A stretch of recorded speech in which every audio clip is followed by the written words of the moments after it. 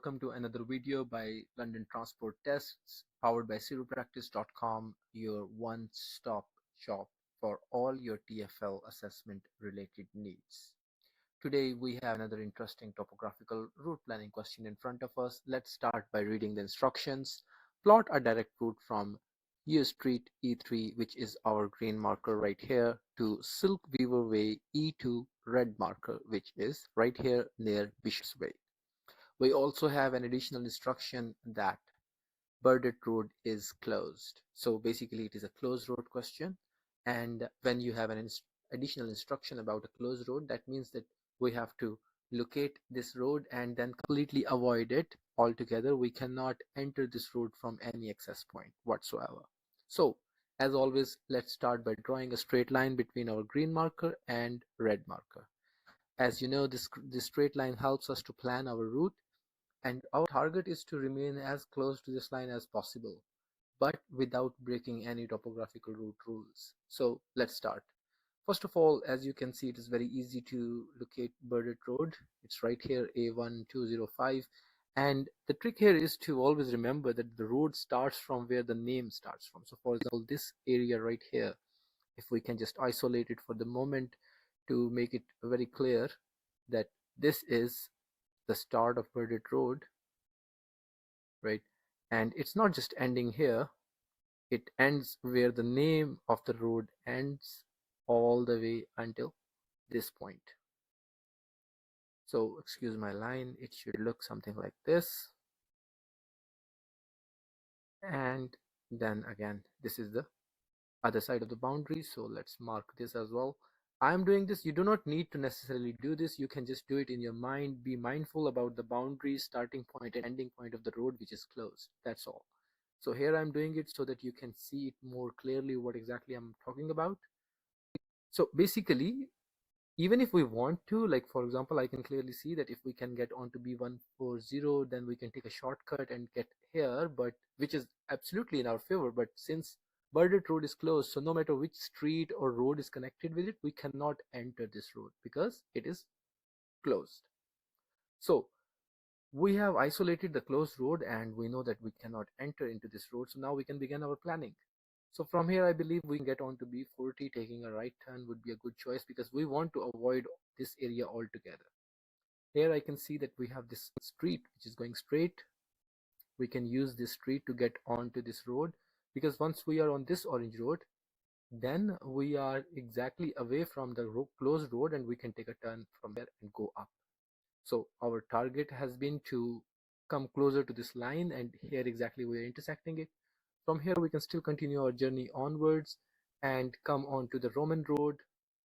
From Roman road we will have to get onto Old Ford Road, and from there we can connect with our red mark. So this is exactly the planning which makes us to accomplish the most direct possible route. Now, why planning the route is important is because if you start drawing directly without planning the route first, you might come across some hurdle which you did not know before, and you will have to redraw your entire route, and that wastes a lot of time in during the assessment. So it is always a very good thing to plan, but in order to plan correctly, you need to have a very good understanding of topographical route rules. So as I was mentioning, the topographical route rules are very important for anyone who is going to take topographical assessment. It is very important that you know how to read the map, how to take help from the map instead of getting overwhelmed or anxious about it.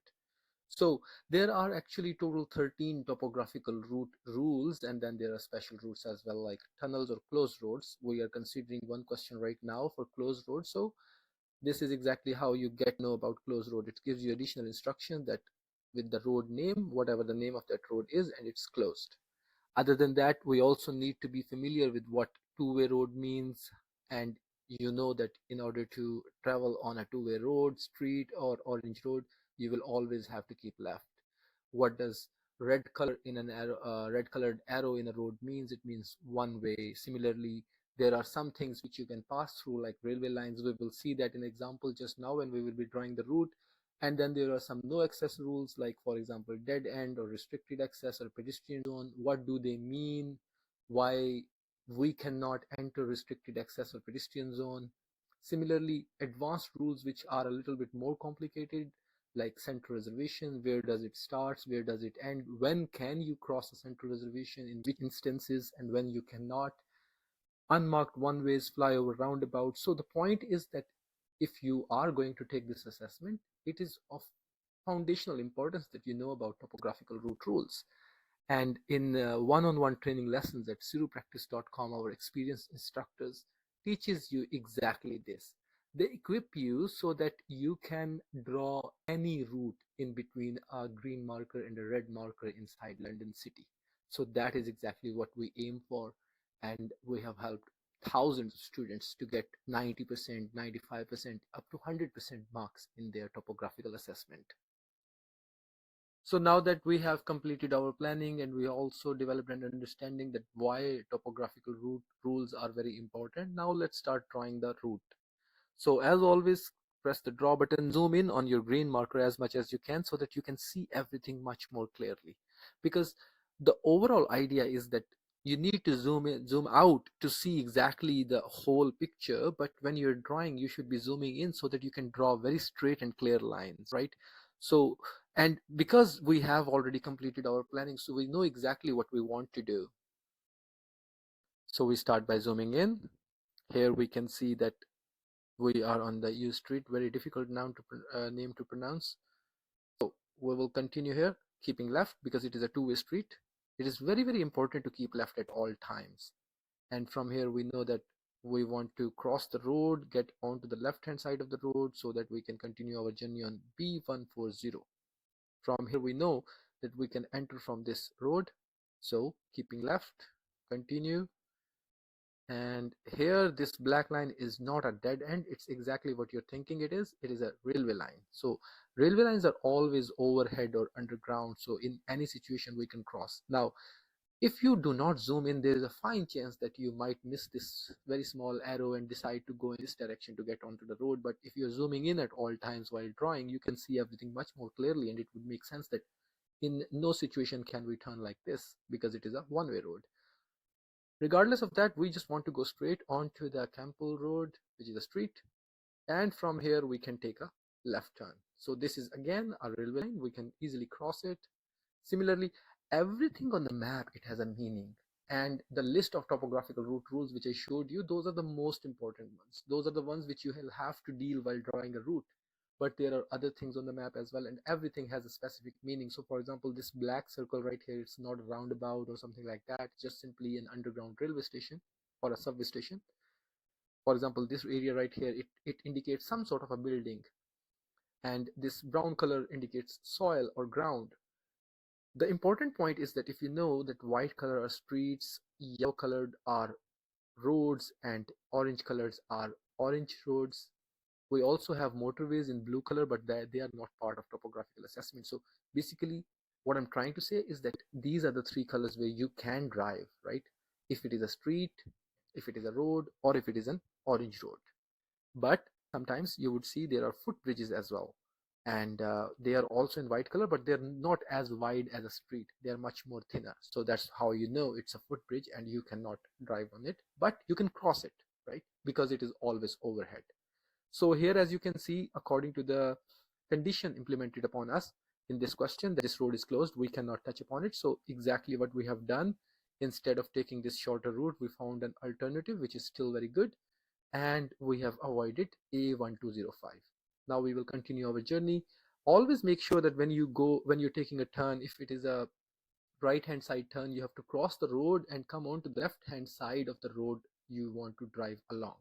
This is again a railway line, we can cross it.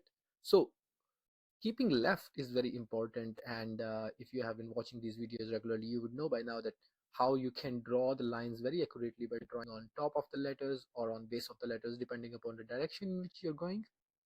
So here as well, we are on Roman Road, and from here we had decided that we will go on to the Old Ford Road. So this we can also use this exit, so does not make much of a difference. We will just continue our journey here on Burnett Street, and from here I am going to, you can also take a turn here and get on here. So for example, it's entirely your choice. These small differences do not make much of a difference in terms of marks, but if you have made a major decision which could be improved and you have decided to take a longer turn or unnecessary turns, in that case you might have to rethink your strategy. So for example, if you're deciding to go here, then it's kind of like this is a waste of distance. So if you had already done this, then the good thing would be to go from this side of the roundabout and get onto the Robinson Road. So that is exactly what we should do. But if you come from Bonner Street, then you should definitely go here and then come onto the Robinson.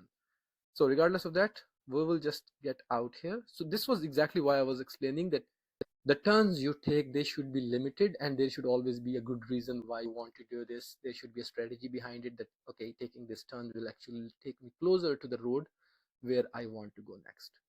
So as we have decided here, we can enter this part. Come on. And from here we can get onto Robinson Road.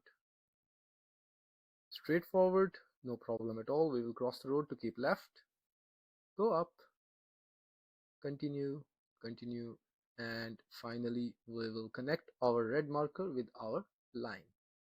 Always make sure to review your route. This is what the final route should look like, because it's still the most direct possible route.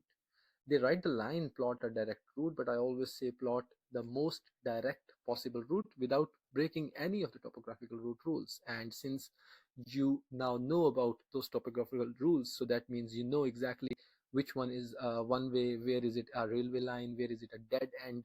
If I'm seeing any footbridges, what should I do in case of center reservation? So for example, right here, when we were on this road, you can see there is a center reservation in the middle, and you might all be confused that okay, center reservation is starting from here and it is ending here maybe, but this part is without center reservation. So these are the things exactly what we teach in one-on-one training lessons, where student can uh, learn these concepts in a very friendly and respectful environment, and they get a very good grip on their topographical assessment uh, fundamental concepts and rules, so that they can draw any route between the green marker and red marker in the exam as well. We have more than 30 plus routes, the ones which very commonly appear in the exam as well. Thank you for watching the video. At London Transport Tests, we regularly share videos to help you prepare for your PHV driver's license and TfL assessments, including CIRU, speaking and listening, and topographical route planning. If you haven't already, please make sure to subscribe to our channel and hit the bell icon so you don't miss any future updates. To learn more, visit our website sirupractice.com, where you will find plenty of content to prepare for these assessments with confidence. We have thousands of students who have obtained their PHV driver's license by preparing for their TfL assessments through sirupractice.com. Most of our students received 100% or at least above 90% marks. You can see some of their certificates on our website as well. These students took courses developed by sirupractice.com, and also the trainings, one-on-one training lessons with our experienced instructors to clear any concepts about TfL topographical assessment, CIRU, or speaking and listening.